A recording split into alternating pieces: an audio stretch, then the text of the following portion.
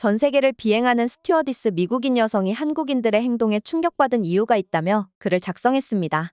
한국인들은 자신들이 희생해놓고도 실리를 챙기지 않는 사람들 같다며 답답해하고 있는데요. 한국 사람들이 정말 바보라서 자신의 실리도 챙기지 못하는 사람들일까요? 그녀가 말하는 사연 지금부터 만나보시죠. 비행기 승무원으로 근무하며 유난히 한국 사람들과 좋은 인연을 맺어지게 되는 경험을 했습니다. 승무원 일을 하기 전에는 한국과 전혀 인연이 없는 사람이었습니다. 미국에서도 아시아인이 거의 없는 동네에서 자라기도 했고, 물론 아시아 출신의 친구가 있기는 했지만 한국인은 또 아니었기 때문인데요. 하지만 승무원 일을 시작하며 특히 국제선 노선에 투입되면서부터 한국인들과의 재미있는 인연도 많고 긴박했던 순간들도 있었습니다. 제가 나름대로 분석한 한국 사람들의 특징을 말씀드려 볼까 합니다. 처음 승무원 생활을 하면서는 국내선 노선만 다녔던 기억이 있습니다. 국제선 노선에 대한 거부감이 있어서는 아니었고요. 제가 취직한 그 항공사가 미국 국내선 노선만 있는 항공사였거든요.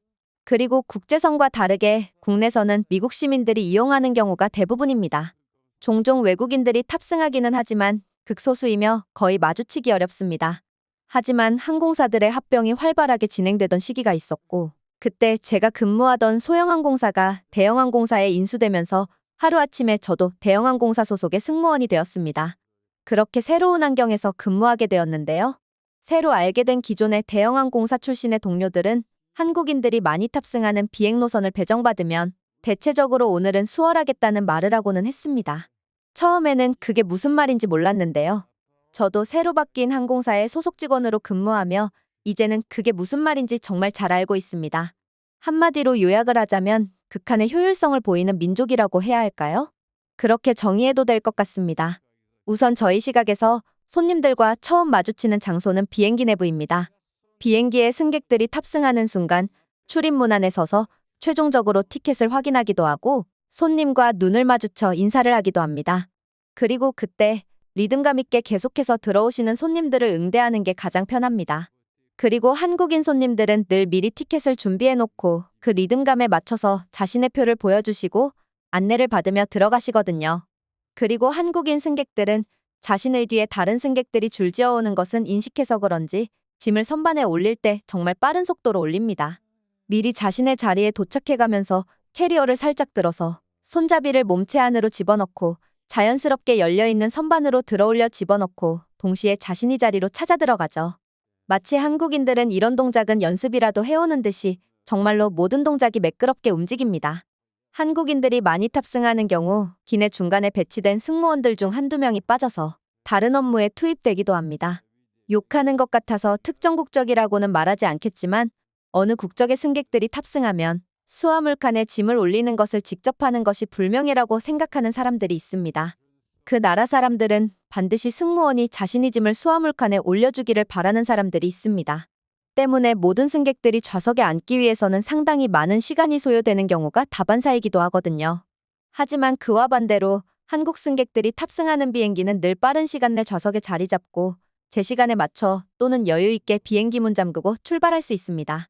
한국에는 빨리빨리 문화가 있다고 하고 한국행 노선에서 근무 후 한국에 체류할 때도 그런 것을 느끼기도 했지만 한국인들의 빨리빨리 문화가 가장 잘 발현되는 경우가 기내에서가 아닐까 싶습니다. 그리고 그런 점은 더 찾아볼 수 있는데요.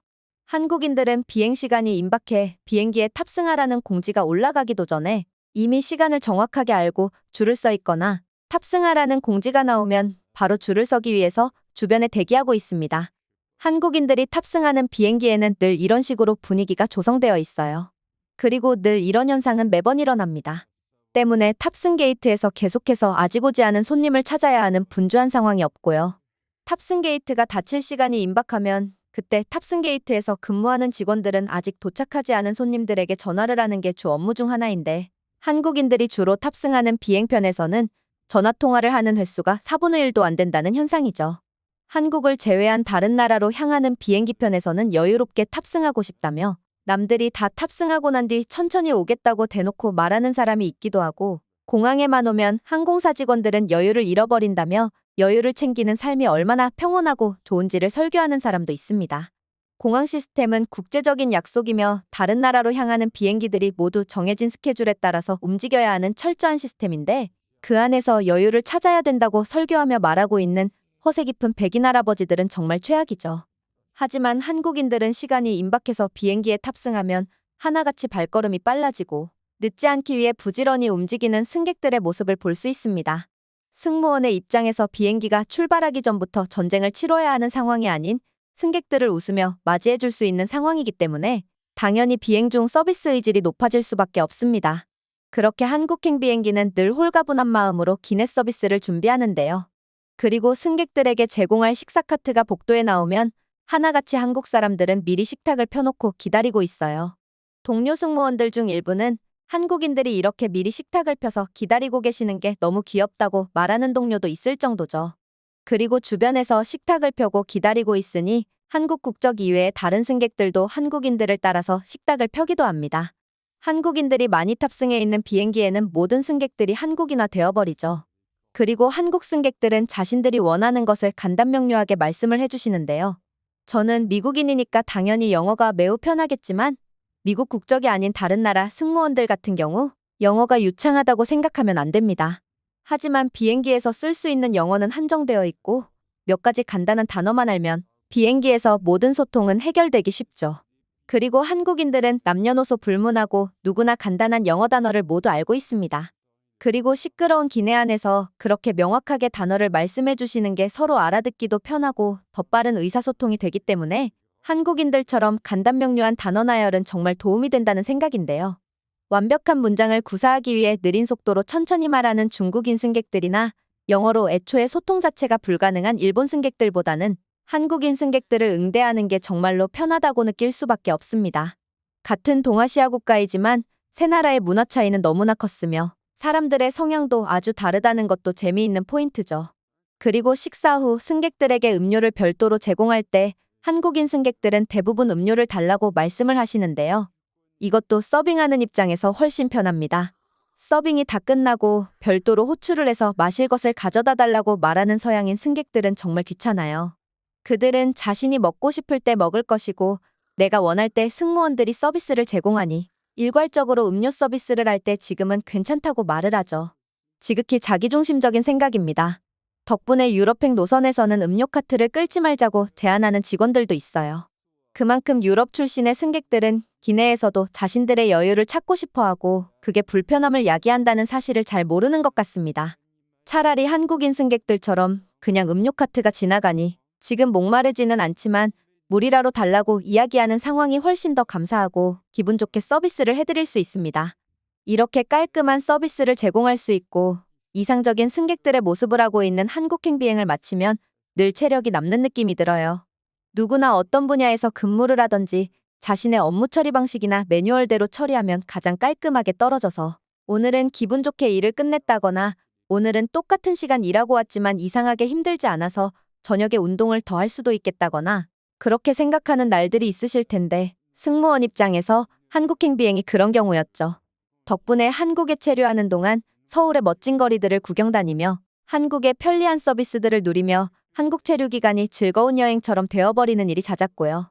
그래서 회사에서도 근무 때문에 스트레스를 많이 받거나 정신적인 고통을 호소하는 승객이 있으면 한국행 비행을 중간에 한 번 더 넣어주는 등 작은 배려의 수단으로 이용하고 있기도 합니다. 저는 아직 그렇게 스트레스를 받고 정신적인 고통을 호소하는 경험은 없었지만 평상시 일하면서 중간에 섞여 있는 한국행 노선은 저에게도 힐링이 되어주는 시간이라는 것을 느끼기도 하니까 그런 상황들이 충분히 이해가 될 정도였습니다. 한국에 체류하면서 겪었던 재미있는 일들이나 한국 사람들이 보여주었던 귀여운 모습도 많지만 오늘은 제 직업에 대한 이야기를 하는 것이니까 다음에 기회가 있다면 글을 써보도록 할게요. 대신에 기내에서 있었던 한국 사람들의 큰 배려에 고마웠던 사건에 대해서 이야기를 해보려고 합니다. 한 번은 한국행 비행을 마치고 한국에 3일간 체류 뒤 다시 미국으로 돌아가는 비행을 준비하고 있었습니다. 평소처럼 승객들 중 특이사항이 있는지에 대한 브리핑을 받던 중 8개월 차 임산부인 미국인 승객이 탑승할 예정이니 주의 깊게 살펴보라는 내용을 전달받았었습니다. 출산 예정일을 한참 앞둔 시점이기도 했지만 이런 내용은 승무원들에게 브리핑이 되고는 합니다. 아무래도 평소보다는 더 신경 써서 서비스를 제공해야 할 승객들에 대한 정보는 늘 받아왔기 때문에 이날도 특별한 일이 없겠지라는 생각이기도 했습니다. 그래서 가벼운 마음으로 승객들을 대했습니다. 그리고 사건은 이럴 때 터지기 마련입니다. 4시간 정도 잘 비행하고 있는데 임산부 승객이 갑작스럽게 고통을 호소했어요. 그녀와 함께 탑승한 남편과 어린 딸은 어쩔 줄 몰라 하고 매우 당황해하는 모습이었습니다. 저희 승무원들도 굉장히 당황스럽고 난처한 상황이었지만 절대 그런 모습을 보여주어서는 안 됩니다.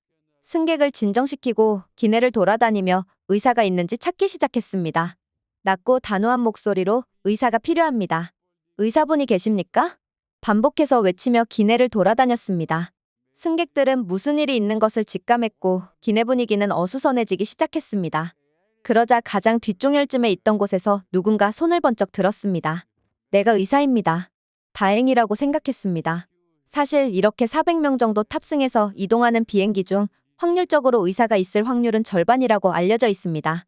한국 및 미국 같은 선진국 기준으로 의사 수가 1000명당 1명이 안 되기는 하지만 그래도 의사들은 각종 컨퍼런스 참여나 여행을 위해 비행기를 이용하는 경우가 많기 때문에 일반적인 직업을 가진 사람보다 비행기를 이용하는 횟수가 많고 때문에 400명 규모에서는 의사가 탑승해 있거나 그렇지 않거나를 절반 정도로 보고 있습니다.